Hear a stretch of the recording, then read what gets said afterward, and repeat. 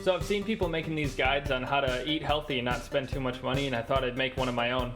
One of my favorite meals is a microwave baked potato. You know, it's quick, easy, and it tastes good. Those are all important things to guys lazy as I am.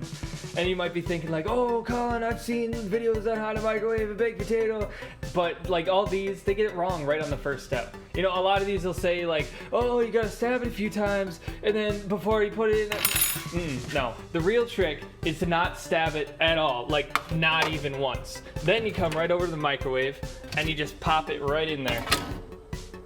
So at this point, you're gonna wanna put it in, I usually do 3 minutes. It's probably not gonna take the whole time unless you're buying some like huge friggin' taters or something, I don't know. Mine, the ones I get are usually pretty small. But yeah, anyway, at this point, all you have to do is wait.